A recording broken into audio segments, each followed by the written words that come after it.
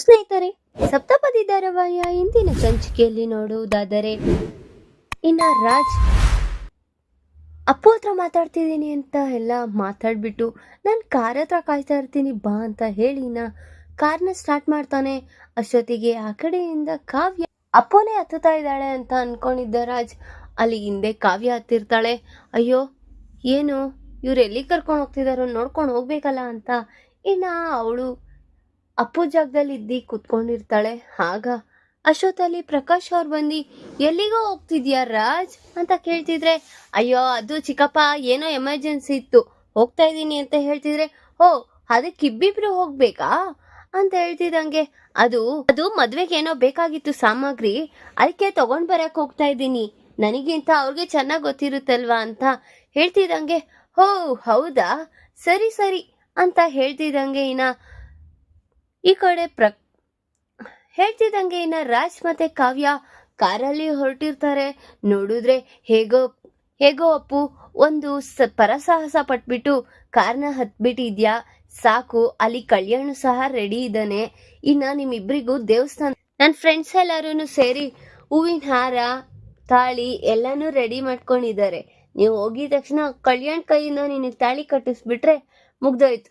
ಈ ಮನೆಯವರೆಲ್ಲ ಏನಾದ್ರೂ ಮಾಡ್ಕೊಳ್ಳಿ, ನಿಮ್ ಜೀವನ ಖುಷಿಯಾಗಿರ್ಬೇಕು ಅನ್ನೋದೇ ನನ್ನ ಇಂಟೆನ್ಷನ್ ಅಂತ ಹೇಳ್ತಿದ್ದಂಗೆ ಈ ಕಡೆ ಆಯ್ತು ಬಾವ ಅಂತ ಅಪ್ಪು ವಯಸ್ಸಲ್ಲೇ ಮಾತಾಡ್ತಾ ಇರ್ತಾಳೆ. ನೋಡಿದ್ರೆ ಕಾವ್ಯ ಆಗ ಆಯ್ತು ಸೈಡಿಗೆ ಹಾಕಿ ಬಾವ ನಿಮ್ ಹತ್ರ ಮಾತಾಡ್ಬೇಕು ಅಂತ ಹೇಳ್ತಿದಂಗೆ, ಈಗೇನ್ ಮಾತಾಡೋ ಅಂತದ್ದಿದೆ ಅಲ್ಲಿ ಫಸ್ಟು ನಿನ್ ಮದ್ವೆ ಆಗ್ಬೇಕು ನಡಿ ಅಂತ ಹೇಳ್ತಿದಂಗೆ, ಬಾವ ತುಂಬಾ ನನ್ಗೆ ದಾಹ ಆಗ್ತಿದೆ ಎಳ್ನೀರ್ ಕೊಡ್ಸಿ ಅಂತ ಹೇಳ್ತಿದಂಗೆ, ಹೌದಾ ಎಳ್ನೀರ್ ಕುಡಿತೀಯ ಈಗ ಟೈಮ್ ಇಲ್ಲ ಅಪ್ಪು ಅಂತ ಹೇಳ್ತಿದ್ರು. ಹೋ ಯಾವ್ದಕ್ರೀ ಬೇಕು ಟೈಮು ಅಂತ ಕಾವ್ಯನ ವಾಯ್ಸಲ್ಲಿ ಮಾತಾಡ್ತಾಳೆ.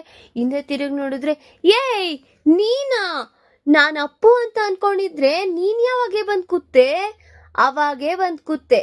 ಅವಾಗೆ ಅಂದ್ರೆ ನೀವು ಯಾವಾಗ ಹೇಳಿ ಹೊರಟಿದ್ರೋ ಅವಾಗೇ ಬಂದ್ ಕೂತಿದ್ದೀನಿ. ಹಾಗಾದ್ರೆ ನೀನಾ ಹತ್ತಿರೋದು ಅಪ್ಪು ಅಲ್ವಾ ಅಂತ ತುಂಬಾ ಡಿಸಪಾಯಿಂಟ್ ಆಗಿರ್ತಾನೆ ರಾಜ್. ಏನ್ರಿ ಏನಾದ್ರೂ ಮಾಡಿ ಮದ್ವೆನ ಹಾಳು ಮಾಡ್ಬೇಕನ್ನೋದೇನಾ ನಿಮ್ ಇಂಟೆನ್ಷನು? ಜೀವನನ ಹಾಳು ಮಾಡ್ತಾ ಇದ್ಯಾ ಕಳಾವತಿ, ನೀನು ಅರ್ಥ ಮಾಡ್ಕೊ ಅಂತ ಹೇಳ್ತಿದ್ರು. ಏನು ಇಲ್ಲ, ಸುಮ್ನೆ ಅಲ್ಲಿ ನಡೀರಿ, ಮುಹೂರ್ತಕ್ಕೆ ಟೈಮ್ ಆಗ್ತಿದೆ, ಅಲ್ಲಿ ಹೋಗಿ ಅಕ್ಷತೆ ಕಾಳು ಹಾಕೋಣ ಅಂತ ಹೇಳಿ ಕಾವ್ಯ ಮತ್ತೆ ರಾಜ್ ಮತ್ತೆ ಹಿಂತಿರ್ಗಿರ್ತಾರೆ. ಅಷ್ಟೊತ್ತಲ್ಲಿ ಕಾವ್ಯ ಮತ್ತೆ ರಾಜ್ ಅಲ್ಲಿಂದ ಹಿಂತಿರ್ಗಿರ್ತಾರೆ. ಈ ಕಡೆ ನೋಡಿದ್ರೆ ಕಲ್ಯಾಣ್ ಸಹ ಅಪ್ಪನ ಹುಡ್ಕೊಂಡು ಕಾರಲ್ಲಿ ಅಪ್ಪಗೋಸ್ಕರ ಕಾರಲ್ಲಿ ಬರ್ತಾ ಇರ್ತಾನೆ.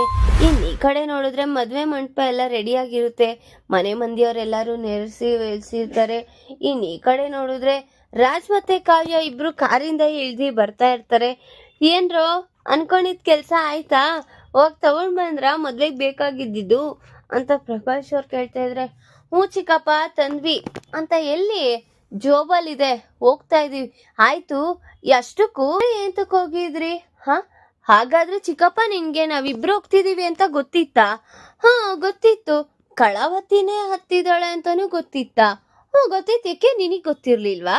ಗೊತ್ತಿಲ್ದಿರಾನೆ ಕರ್ಕೊಂಡೋದ ಅಥವಾ ಬೇರೆ ಯಾವ್ದೋ ಹುಡ್ಗಿ ಅಂತ ಅನ್ಕೊಂಡ? ಏನೋ ನಡೆಸ್ತಿದ್ಯಾ? ಅಯ್ಯೋ ಚಿಕ್ಕಪ್ಪ ಆ ತರ ಏನಿಲ್ಲ, ನಾನು ಕಳಾವತಿ ಹೋಗಿದ್ದೆ, ಸರಿ ಇವಾಗ ಅಲ್ಲಿ ಮುಹೂರ್ತಕ್ಕೆ ಟೈಮ್ ಆಗ್ತಿದೆ ನಡಿ ಅಂತ ಅವರೆಲ್ಲ ಹೊರಟಿರ್ತಾರೆ. ಅದನ್ನ ನೋಡ್ದ ಧನಲಕ್ಷ್ಮಿ ಮತ್ತೆ ನಾಗವೇಣಿ, ಏನು ಇವರಿಬ್ರು ಆ ಕಡೆಯಿಂದ ಬರ್ತಾ ಇದ್ದಾರೆ, ಏನ್ ಮಾಡಿದ್ರು ಅಂತ ತುಂಬಾ ಯೋಚನೆ ಮಾಡ್ತಾ ಇರ್ತಾರೆ. ನನ್ಗೂ ಅದೇ ಡೌಟು, ಏನ್ ಮಾಡಿದ್ರು ಈ ಕಡೆಯಿಂದ ಬರ್ತಿದಾರಲ್ಲ ಅಂತ ಧನಲಕ್ಷ್ಮಿನ ಹೇಳ್ತಿದ್ದಂಗೆ, ಯಾಕೋ ನನಗೆ ಎಡ್ಕಣ್ಣು ಅದ್ರುತ್ತಿದೆ ಧನಲಕ್ಷ್ಮಿ, ಏನಾದ್ರೂ ಕೆಟ್ಟ ಸೂಚನೆನಾ ಏನು ಅಂತ ಗೊತ್ತಾಗ್ತಾ ಇಲ್ಲ ಅಂತ ಹೇಳ್ತಿದ್ದಂಗೆ, ನಿನ್ಗೆ ಕಣ್ಣ ಕಿತ್ತಾಕ್ಬಿಡ್ತೀನಿ ಇಲ್ದವೆಲ್ಲ ಸುಳ್ಳು ಹೇಳ್ದೋ ಅಂತ ಹೇಳ್ತಿದ್ದಂಗೆ, ಏನಾಗುತ್ತೋ ಆಗ್ಲಿ ನೋಡೇ ಬಿಡೋಣ ಅಂತ ಅನ್ಕೊಂಡ್ ಮೌನವಾಗಿ ಕೂತಿರ್ತಾರೆ. ನೋಡಿದ್ರೆ ಪುರೋಹಿತರು ಮದ್ವೆ ಗಂಡನ ಮದ್ವೆ ಹೆಣ್ಣನ ಕರೀತಾ ಇರ್ತಾರೆ. ಅವಾಗ ಮದ್ವೆ ಗಂಡ್ ಮಾತ್ರ ಬರ್ತಾರೆ. ಮದ್ವೆ ಹೆಣ್ಣ ಕರೀರಿ ಅಂತ ಹೇಳಿದಾಗ, ಇರಿ ನಮ್ ದೊಡ್ಡ ಮಗಳು ಹೋಗಿದ್ದಾಳೆ ಕರ್ಕೊಂಡ್ ಬರಕ್ಕೆ ಅಂತ ಕನಕ ಹೇಳ್ತಾ ಇರ್ತಾಳೆ. ಅಷ್ಟೊತ್ತಿಗೆ ಸ್ವಪ್ನ ಓಡಿ ಬರ್ತಾ ಇದ್ದೀನಿ ನೋಡಿ, ಯಾಕೆ ಏನಾಯ್ತೆ ಅಂತ ಕೇಳ್ತಿದ್ದಂಗೆ, ಅಮ್ಮ ಅಪ್ಪು ಇಲ್ಲೇನಾದ್ರೂ ಬಂದ್ಲಾ? ಇಲ್ಲಿ ಯಾಕೆ ಬರ್ತಾಳೆ? ನೀನ್ ಕರ್ಕೊಂಡ್ ಬಾ ಅಂತ ಅಂದ್ರೆ ಏನ್ ಮಾಡ್ತಿದ್ಯಾ? ಅಪ್ಪು ಕಾಣಿಸ್ತಿಲ್ಲ ಅಮ್ಮ, ಎಲ್ಲೋದ್ಲು ಅಂತ ಗೊತ್ತಾಗ್ತಾ ಇಲ್ಲ, ಎಲ್ಲ ಕಡೆ ಹುಡುಕ್ಬಿಟ್ಟೆ ಅಂತ ಹೇಳ್ತಿದ್ರೆ ಇನ್ನು ಮನೆ ಮಂದಿಯವ್ರಿಗೆಲ್ಲರಿಗೂ ತುಂಬ ಶಾಕ್ ಆಗಿರುತ್ತೆ. ಧಾರಾವಾಹಿಯ ಪ್ರತಿಯೊಂದು ಸಂಚಿಕೆ ತಪ್ಪದೆ ನೋಡಬೇಕಾದರೆ ನಮ್ಮ KTVS 365 ಚಾನೆಲ್ನ ಈಗಲೇ ಸಬ್ಸ್ಕ್ರೈಬ್ ಮಾಡ್ಕೊಳ್ಳಿ. ಹಾಗೆ ಪಕ್ಕದಲ್ಲಿರುವ ಬೆಲ್ ಬಟನ್ ಅನ್ನು ಪ್ರೆಸ್ ಮಾಡಿ ಅದರಲ್ಲಿ ಆಲ್ ಆಪ್ಷನ್ ಸೆಲೆಕ್ಟ್ ಮಾಡ್ಕೊಳ್ಳಿ. ಇದರಿಂದ ನಾವು ರಿಲೀಸ್ ಮಾಡುವಂತಹ ಸಂಚಿಕೆ ಅಪ್ಡೇಟ್ ನೋಟಿಫಿಕೇಶನ್ ಸಿಗುತ್ತೆ. ನಾನು ಹೇಳ್ದೆ ತಾನೇ ಧನಲಕ್ಷ್ಮಿ, ನೋಡ್ದಾ ಯಾರು ಯಾವಾಗ ಹೆಂಗ್ ಪ್ಲಾನ್ ಚೇಂಜ್ ಮಾಡ್ತಾರಂತ ಈಗಾದ್ರೂ ಗೊತ್ತಾಯ್ತಾ ಅಂತ ಹೇಳ್ತಿದ್ದಂಗೆ, ಹೌದು ನಾಗವೇಣಿ, ನೀನು ಹೇಳೋ ಥರನೇ ಆಗ್ತಿದೆ ಅಂತ ಅನ್ಕೊಳ್ತಿದ್ದಂಗೆ ಇನ್ನು ಕಾವ್ಯ ಸೀದಾ ಅವ್ರ ಗಂಡನ ಹತ್ರ ಬಂದು ನಿಂತಿರ್ತಾಳೆ. ನಾನೇನು ಮಾಡಿದೆ, ನನ್ನ ಹತ್ರ ಯಾಕೆ ಬಂದು ನಿಂತಿದ್ಯಾ, ಮತ್ತೆ ಎಲ್ಲೋದ್ಲು ರೀ ಅಪ್ಪು? ನನ್ಗೇನು ಗೊತ್ತು ರೀ, ಆಟ ಆಡ್ಬೇಡ್ರಿ, ಕರೆಕ್ಟಾಗಿ ಹೇಳ್ರಿ, ನಿಜ ನನಗೆ ಗೊತ್ತಿಲ್ಲ ಕಳವತ್ತಿ, ನಿನ್ ಜೊತೆನೆ ತಾನೇ ಬಂದೆ ಅಂತ ಹೇಳ್ತಿದ್ದಂಗೆ ಇನ್ನು ಈ ಕಡೆ ಅಪರ್ಣವರೆಲ್ಲರೂ ಅಯ್ಯೋ ಏನಾದ್ಲು ಅಪ್ಪು, ಹೋಗಿ ಯಾರಾದ್ರೂ ಹುಡ್ಕೋಗಿ ಅಂತ ಹೇಳ್ತಿದ್ದಂಗೆ ಅಷ್ಟೊತ್ತಿಗೆ ಧನಲಕ್ಷ್ಮಿ ಅವರು ಕಿರಿಕ್ ತೆಗಿತಾ ಇರ್ತಾರೆ. ಅಲ್ಲಿ ನನ್ ಮಗನೂ ಇಲ್ಲ, ಇಲ್ಲಿ ಅಪ್ಪನೂ ಇಲ್ಲ ಅಂದ್ರೆ ಇನ್ನೇನ್ ಕತೆ, ಎಲ್ಲಾದ್ರೂ ಓಡೋಗಿರ್ತಾರೆ ಅಂತ ಹೇಳ್ತಿದ್ದಂಗೆ, ಹೌದು ಧನಲಕ್ಷ್ಮಿ, ನೀನ್ ಹೇಳಿದ್ ಸರಿ, ಅಲ್ಲಿ ಅಪ್ಪು ಇಲ್ಲ, ಈ ಕಡೆ ಕಲ್ಯಾಣು ಇಲ್ಲ, ಓಡೋಗ್ಬಿಟ್ಟಿದ್ದಾರೆ ಅಂತ ಹೇಳ್ತಿದ್ದಂಗೆ, ನನ್ನ ತಂಗಿ ಆ ರೀತಿ ಕೆಲಸ ಮಾಡಲ್ಲ, ಸುಮ್ಮನೆ ಇಲ್ದೇ ಇರೋದೆಲ್ಲ ಮಾತಾಡಕ್ ಹೋಗ್ಬೇಡಿ ನಾಗವೇಣಿಯವ್ರೆ ಅಂತ ಕಾವ್ಯ ಜೋರಾಗಿ ಹೇಳ್ತಾ ಇರ್ತಾಳೆ. ಆಗ ನಿಮ್ ಬುದ್ಧಿಗಳೆಲ್ಲ ನಮ್ಗೇನ್ ಗೊತ್ತಿಲ್ಲ ಅನ್ಕೊಂಡಿದ್ದೀರಾ? ನಿನ್ ಮದ್ವೆ ಹೇಗಾಯ್ತು, ನಿಮ್ಮ ಅಕ್ಕನ ಮದ್ವೆ ಹೇಗಾಯ್ತು, ಎಲ್ಲ ಓಡೋಗಿನೇ ಅಲ್ವಾ ಆಗಿರೋದು ಮದ್ವೆಗಳು ಅಂತ ತುಂಬಾ ಮನ್ಸಿಗೆ ಬೇಜಾರ್ ಮಾಡ್ತಾ ಇರ್ತಾರೆ. ನೀವು ಎಷ್ಟ್ರಲ್ಲಿ ಇರ್ಬೇಕೋ ಅಷ್ಟ್ರಲ್ಲಿರಿ, ಏನೋ ಮದ್ವೆಗೆ ಬಂದಿರೋ ಅತಿಥಿ ಅಂತ ನಾನು ಸುಮ್ಮನೆ ಇದ್ದೀನಿ ಹಲ್ ಕಡ್ಕೊಂಡು, ಇಲ್ಲ ಅಂದಿದ್ರೆ ಇಷ್ಟೊತ್ತಿಗೆ ಕೆನ್ನೆಗೆ ಮೇಲೆ ಬಾರಿಸ್ತಾ ಇದ್ದೆ ಅಂತ ಹೇಳ್ತಾ ಇದ್ದಿದ್ದ ನೋಡಿ. ಅತ್ತೆ, ಅವಳಷ್ಟು ತಾಳ್ಮೆ ಎಲ್ಲ ನನಗಿಲ್ಲ, ಏನಿದ್ರು ಬಾಯಿ ಮುಚ್ಕೊಂಡು ಇರೋದನ್ನ ಕಲೀರಿ ಅಂತ ಹೇಳ್ತಿದ್ದಂಗೆ ಇನ್ನು ಈ ಕಡೆ ನೋಡಿದ್ರೆ ಈಗ ಅಲ್ಲಿ ಅಪ್ಪು ಎಲ್ಲೋಗಿದ್ದಾಳೆ ಅಂತ ನಾವು ಹುಡುಕ್ತಾ ಇದ್ರೆ ನೀವೇನು ಇದಕ್ಕೆಲ್ಲ ಜಗಳಗಳು ತೆಗಿತಾ ಇದ್ದೀರಾ? ಅಷ್ಟಕ್ಕೂ ಚಿಕ್ಕಮ್ಮ, ಕಳಾವತಿ ಅಪ್ಪು ಮದ್ವೆ ಆಗ್ಬೇಕು ಅಂತ ಪಣ ತೊಟ್ಟು ಕೂತಿದ್ರೆ ನೀನ್ ಯಾಕೆ ಚಿಕ್ಕಮ್ಮ ಅವಳ ಮೇಲೆ ಈ ತರ ಕಕ್ಷೆನ ಸಾಧಿಸ್ತಿದ್ಯಾ ಅಂತ ಹೇಳ್ತಾ ಇರ್ತಾನೆ ರಾಜ್ ಸಹ. ಆಗ ಏನು, ನನ್ ಮಗಳು ಅಂತ ಕೆಲಸ ಮಾಡಲ್ಲ, ಅವಳು ಒಂಥರ ಬೆಂಕಿ ಇದ್ದಂಗೆ, ಅವಳು ಏನಿದ್ರು ಅವಳು ಸಾಧಿಸ್ಕೊಂಡು ಬರ್ಬೋಳು, ಅವಳು ಅಂತ ಕೆಲಸ ಮಾಡಲ್ಲ ಅಂತ ಕೃಷ್ಣಮೂರ್ತಿ ಅವರು ಮತ್ತೆ ಕನಕ ಹೇಳ್ತಾ ಇರ್ತಾರೆ.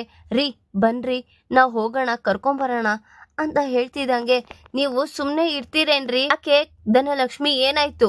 ಸ್ವಲ್ಪ ನಾಲ್ಗೆ ಬಿಗಿ ಇಟ್ಕೊಂಡು ಮಾತಾಡು ಅಂತ ಹೇಳ್ತಿದ್ದಂಗೆ, ಸಾಕು ನಿಲ್ಲಿಸ್ತೀರಾ? ಅಷ್ಟಕ್ಕೂ ಅವ್ನ ಮನೆ ಬೀಗ ಹಾಕ್ಬಿಟ್ಟು ಬಂದಿದ್ದೆ, ಆ ಬೀಗ ಹಾಕಿ ಬಂದಿರೋದ್ರಲ್ಲೂ ಎಲ್ಲ ಓಡೋಗಿದ್ದಾನೆ ಅಂದ್ರೆ ಏನ್ರಿ ಅರ್ಥ ಅಂತ ಹೇಳ್ತಿದ್ದಂಗೆ ಇನ್ನೆಲ್ಲರಿಗೂ ಶಾಕ್ ಅಂದ್ರೆ ಶಾಕ್ ಆಗಿರುತ್ತೆ. ಆಗ ಅಯ್ಯೋ ಏನ್ ಮಾಡೋದು ರೀ, ಬನ್ರಿ ನಾವು ಹುಡ್ಕೋಣ ಅಂತ ಇನ್ನ ಕಾವ್ಯ ಮತ್ತೆ ರಾಜ್ ಆ ಮಂಟಪದಿಂದ ಹೋಗಿ ಹುಡುಕ್ತಾ ಇರ್ತಾರೆ. ಸುತ್ತಮುತ್ತ ಅಪ್ಪು ಅಪ್ಪು ಅಂತ ಇಬ್ರು ಕೂಗಿ ಅಪ್ಪು ಅಪ್ಪು ಅಂತ ಹುಡುಕ್ತಾ ಇರ್ತಾರೆ. ಈ ಕಡೆ ನೋಡಿದ್ರೆ ಅಪ್ಪುನ ಯಾರೋ ಕೂಡಾಕಿರ್ತಾರೆ. ಯಾರಿದ್ದೀರಾ, ನನ್ನ ಬಿಡಿ, ಏಂತಕ್ಕೆ ಈ ರೀತಿ ಎಲ್ಲ ಕಟ್ಟಾಕಿದ್ದೀರಾ ಅಂತ ಕೇಳ್ತಾ ಇರ್ತಾಳೆ ಅಪ್ಪು. ಆಗ ಆ ಕಡೆಯಿಂದ ಕತ್ಲೆಯಿಂದ ಬೆಳಕು ಬರ್ತಾ ಇರೋ ಹಾಗೆ ಚಿಟ್ಕೆ ಹೊಡ್ಕೊಳ್ತಾ ಬರ್ತಾ ಇರ್ತಾಳೆ. ನೋಡಿದ್ರೆ ಅಲ್ಲಿ ಅನಾಮಿಕಾ ಇರ್ತಾಳೆ. ನೀನೇನ್ ಈ ತರ ಕೆಲಸ ಮಾಡಿದ್ಯಾ? ಏಕೆ 15 ದಿವಸ ಜೈಲಲ್ಲಿ ಇದ್ದಿದ್ ಸಾಕಾಗಿಲ್ವೇನು? ಇನ್ನು ಜೈಲಿನ ನರ್ಕ ತಗೋಬೇಕಾ? ನಿನ್ಗೆ ಹೆಸರು ಮಾನ ಮರ್ಯಾದೆ ಹೋಗೋದೇ ನನಗ್ ಸಾಕು. ಏನ್ ಮಾತಾಡ್ತಿದ್ಯಾ ಅನಾಮಿಕಾ? ನಿನ್ಗೆ ಇಷ್ಟಕ್ಕೂ ನಾಚಿಕೆ ಮಾನ ಮರ್ಯಾದೆ ಇಲ್ವಾ? ಇಷ್ಟೆಲ್ಲ ನಿನ್ಗೆ ರಾಧ ಅಂತ ಆಗಿದ್ರು ಮತ್ತೆ ನನ್ನ ಹಿಂದೆನೆ ಬಿದ್ದಿದ್ಯಾ? ನಿನ್ ಹಿಂದೆ ಬಿದ್ದಿದ್ದೀನಿ ಅಂದ್ರೆ ನೀನು ನನ್ನ ಎಷ್ಟು ಇನ್ಸಲ್ಟ್ ಮಾಡಿದ್ಯಾ ಅಂತ ಅರ್ಥ ಮಾಡ್ಕೊ. ನನ್ನ ಜೀವನನೆಲ್ಲ ಹಾಳು ಮಾಡಿರೋಳು ನೀನೇ.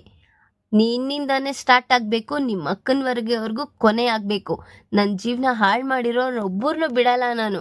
ಏನು ಮಾಡ್ತೀನೋ ಮಾಡೇ ಮಾಡ್ತೀನಿ ಅಂತ ಹೇಳ್ತಾ ಇರ್ತಾರೆ. ನೀನು ಮಾಡೋದು ಏನೂ ಮಾಡೋಕ್ಕಾಗಲ್ಲ ನೀನು ಅಂತ ಅಪ್ಪು ಹೇಳ್ತಿದ್ರೆ, ಅಷ್ಟು ಸುಲಭ ಅನ್ಕೊಳಕ್ ಹೋಗ್ಬೇಡ ಗಿಳಿ ಮರಿ, ನಿನಗೆ ನಾನು ಏನು ಮಾಡೋ ಅಷ್ಟು ಕೆಪಾಸಿಟಿ ಇದೆ ಅಂತ ಹೇಳ್ತಾ ಇರ್ತಾಳೆ. ಈಗ ಈ ಕಡೆ ನೋಡಿದ್ರೆ ಅಪ್ಪುನ ಅನಾಮಿಕಾ ಕಿಡ್ನಾಪ್ ಮಾಡಿಸಿದಾಳೆ. ಈ ವಿಚಾರ ರಾಜ್ ಕಾವ್ಯಂಗೆ ತಿಳಿಯುತ್ತಾ ಅಥವಾ ಅಲ್ಲಿ ನಾಗವೇಣಿಯವರು ಧನಲಕ್ಷ್ಮಿಯವರು ಮಾತಾಡ್ತಿರೋ ಹಂಗೆ ಅಪ್ಪು ಮತ್ತೆ ಕಲ್ಯಾಣ್ ಇಬ್ರು ಮದ್ವೆ ಆಗಿದ್ದಾರೆ ಅನ್ನೋ ಟಾಪಿಕ್ಗೆ ಅಲ್ಲಿ ಮುಂದುವರಿಯುತ್ತಾ ಅದರಿಂದ ನೋಡಿ ಕನಕ ಅವ್ರಿಗೆ ಮತ್ತೆ ಕೃಷ್ಣಮೂರ್ತಿ ಅವ್ರಿಗೆ ತುಂಬಾ ಬೇಜಾರಾಗ್ತಿದೆ. ಈಗ ಅವ್ರ ಇಂಟೆನ್ಷನ್ ಏನಾಗಿರುತ್ತೆ ಅಂದರೆ ಅವ್ರ ಮನೆ ಹೆಸರು ಮಾನ ಮರ್ಯಾದೆ ತೆಗಿಬೇಕನ್ನೋದೇ ನಾಗವೇಣಿ ಇಂಟೆನ್ಷನ್. ಈಗ ಯಾರು ಗೆಲ್ತಾರೆ ಅನ್ನೋದನ್ನ ಮುಂದಿನ ಭಾಗದಲ್ಲಿ ತಿಳಿಸ್ಕೊಡ್ತೀನಿ. ಈ ವಿಡಿಯೋ ಇಷ್ಟ ಆದರೆ ಲೈಕ್ ಮಾಡಿ, ನಿಮ್ಮ ಫ್ರೆಂಡ್ಸ್ ಹಾಗೆ ನಿಮ್ಮ ರಿಲೇಟಿವ್ಸ್ಗೂ ಶೇರ್ ಮಾಡಿ ಆ್ಯಂಡ್ ಕಮೆಂಟ್ ಮಾಡಿ. Thanks for watching.